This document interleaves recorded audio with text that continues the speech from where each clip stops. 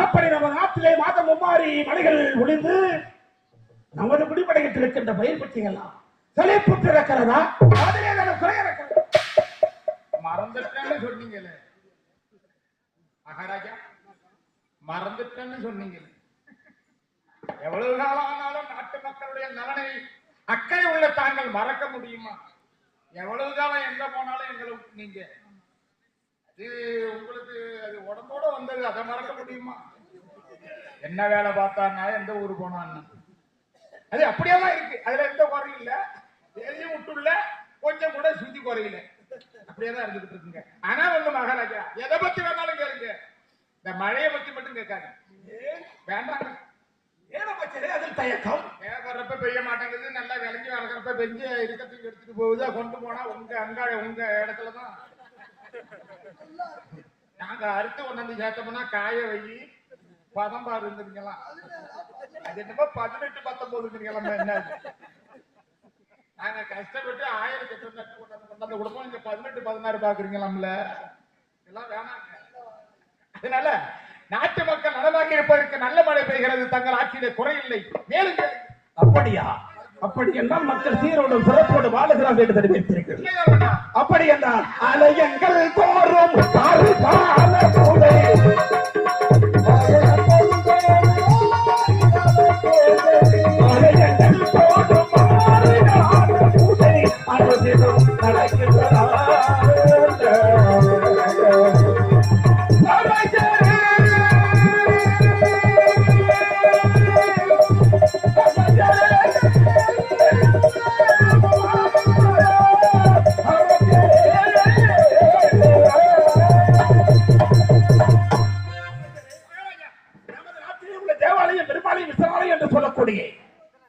சர்வ ஆலயங்கள் தோறும் காலம் தவறாமல் 6 கால பூஜைகள் நைவேத்தியங்கள் சரிவர நடந்தேறி வருகிறதா? அதில் ஏதேனும் குறைபாடு இருக்கிறதா? இன்னும் சொல்ல போனால் நமது நாட்டில் உள்ள தேவாலயம் பெருமாளையும் மட்டுமல்ல, இப்படிப்பட்ட சக்தி வாய்ந்த பாப்பார காளியம்மன், மகாசக்தி மாரியம்மன், பேச்சாயி, பிடாரி என்று சொல்லக்கூடிய எந்த பிடாரியும் இல்லை, எல்லா கோயிலையும் புதுப்பித்து கும்பாபிஷேகம் செய்கிறார்கள். அதுவும் இளைஞர் பெருமக்கள்லாம் ஒன்று கூடி அந்த பெருவிழாவாக திருவிழாவாக கும்பாபிஷேகம் செய்து அந்த கும்பாபிஷேகத்தை முன்னிட்டு நிகழ்ச்சிகளாக செய்து மக்கள் எவ்வளவு மகிழ்ச்சியா இருக்காங்க பாத்தீங்களா? இப்படிப்பட்ட மகிழ்ச்சியாக இருக்கிற மக்கள் மத்தியில ஏதாவது குறை இருக்கிறதுக்கு வாய்ப்பு இருக்கா? எல்லோரும் இப்பொழுது கடவுளை வணங்க ஆரம்பித்து விட்டார்கள். எங்க பார்த்தாலும் கூட்டம் கூட்டமாக போய் கொண்டிருக்கிறார்கள்.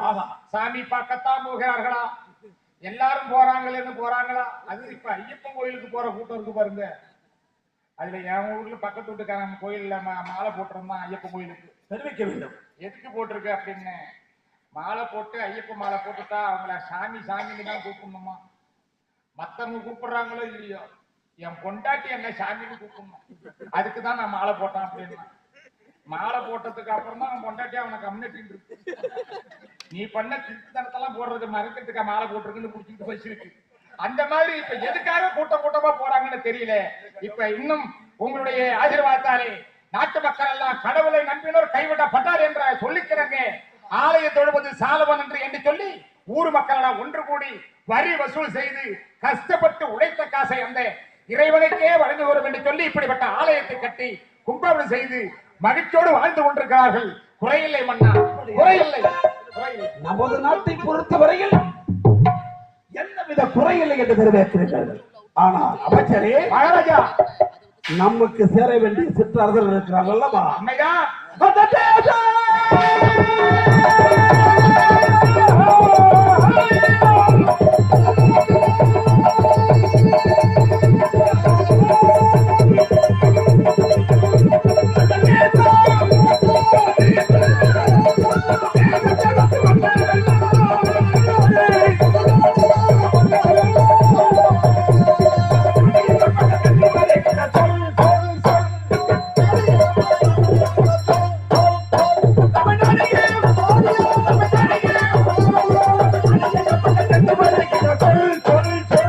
அமைச்சரே, நமது கீழ் படிந்திருக்கின்ற சிற்றரசர்கள் நமக்கு சேர வேண்டிய கப்பங்களை ஆண்டுதோறும் சரிவர செலுத்தி வருகிறார்களா? அதில் ஏதேனும் குறைபாடு இருக்கிறதா?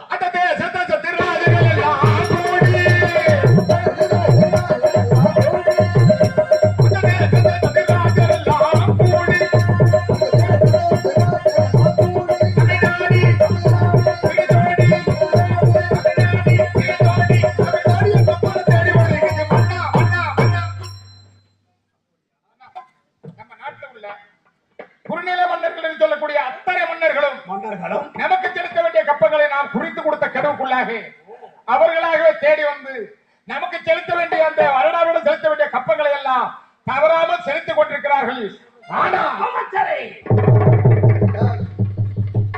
சந்தோஷமாக வார்த்தையை உபசரித்து விட்டு நமக்கு சேர வேண்டிய சிற்றவர்கள் அனைவரும் கப்பல் செலுத்துகிறார்கள் என்று தெரிவித்தீர்கள். ஆனால் என்று சொல்லுகின்ற வார்த்தை இருக்கிறதே, அது ஆபத்திற்குரிய வார்த்தை அல்லவா?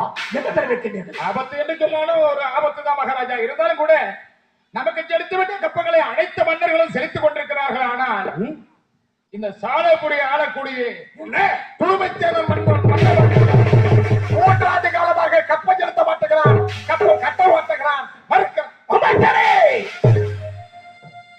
ஒரு மன்னன் நமக்கு கீழ் வந்துள்ள சிற்றரசன் ஓராண்டு கப்பம் செலுத்தவில்லை என்றால் அவனை மன்னித்து விடலாம். ஆனால் ஓராண்டு அல்ல, 7 ஆண்டு அல்ல, 3 ஆண்டு காலம் கப்பம் கட்டவில்லை என்பதை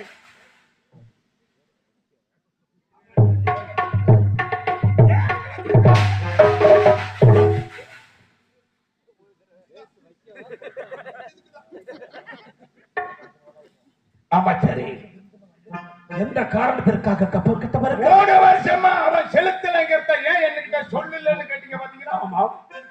எதற்காக? இப்ப புடிச்சு தள்ளிட்டீங்க பாருங்க. ஏதோ மறந்தீங்களோ மறக்கலையோ, ஆனா இந்த வருஷம் நாச்சும் காலண்டர் போடுங்க.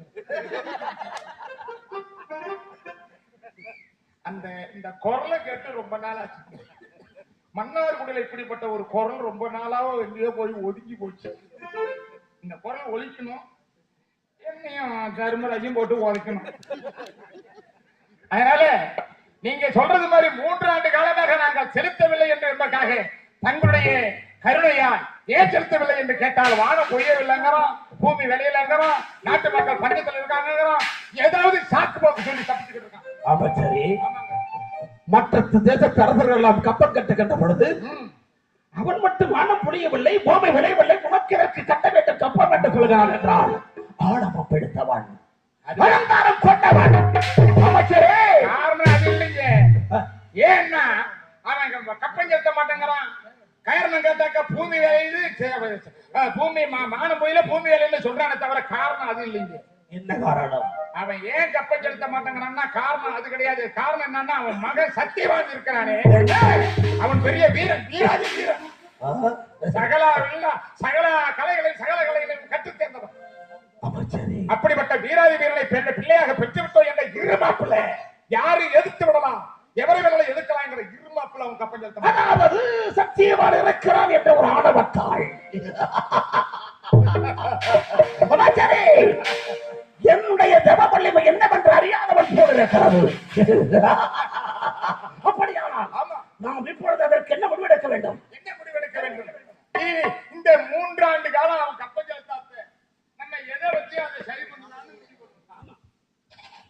அவனுக்கு போய் கேட்கறத விட இப்ப நம்மள்ட்ட இதுவரைக்கும் வசூல் பண்ணிட்டு இருக்கோம்ல, அதை வச்சு இந்த 3 வருஷத்தை எப்படி ஈடு கட்டலாம்?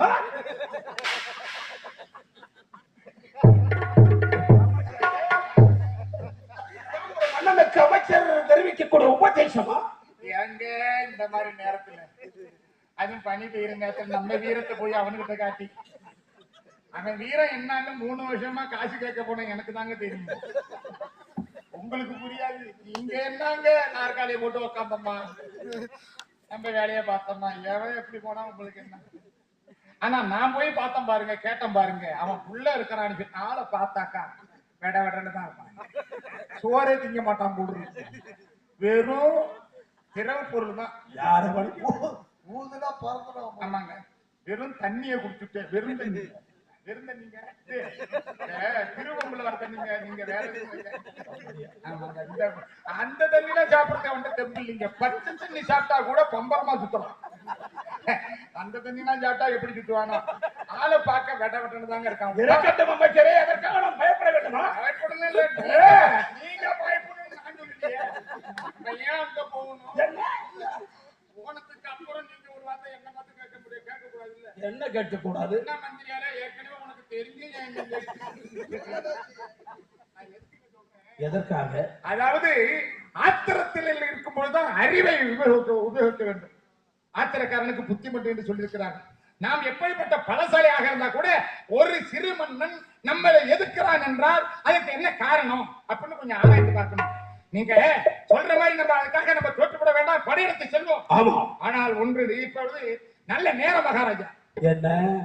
இப்பொழுது படையெடுப்பதற்கு சரியான நேரம். அப்படியா? ஆமா. ஏனென்றால் அவனுடைய மகன் சத்தியவான் இப்பொழுது ஊரில் இல்லை. என்ன? தாய்மாமன் வீட்டுக்கு சென்றிருக்கிறார். தாய்மாமன் வீட்டிற்கு சத்தியவான் சென்று விட்டார். மழையில்லாத நேரம் பார்த்து இந்த நேரம் பார்த்து படையெடுத்து கூட வெற்றி நமக்கு. அப்படியானா புறப்படட்டும். நமது போராட்டத்தை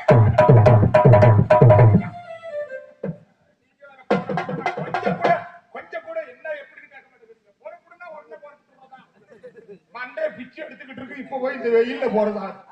ஏங்க போர் எடுத்துட்டு போவுங்க, சண்டைக்கு போவுங்க, போவோம். இப்ப போவேனா? எல்லாம் படுத்து தூங்கிட்டோம். ஊரே தூங்கிட்டுன்னு சொல்றான்னு ஒரு ஆளை முன்னாடியே விட்டுருக்கேன். எல்லாம் தூங்கிட்டானுங்க போது நம்ம படையெடுப்போம். எதற்காக? அங்கேயும் ரத்த காயம் இருக்காது, நம்மளுக்கும் ரத்த காயம் இருக்காது. அமைச்சரே, தூங்கிக்கிட்டு இருக்கும் போது வச்சு அம்முனுங்க. அதாவது ஆடி கறக்கக்கூடிய மாட்டை ஆடி கறக்கணும், பாடி கறக்கக்கூடிய மாட்டை பாடிதான் கறக்க வேண்டும். பாடுங்க கறக்கும். அப்படியானா நமது படையெல்லாம் தயாராக இருக்கட்டும். இரவோடு இரவாக சென்று அந்த படை மீது வெற்றியோடு வருவோம்.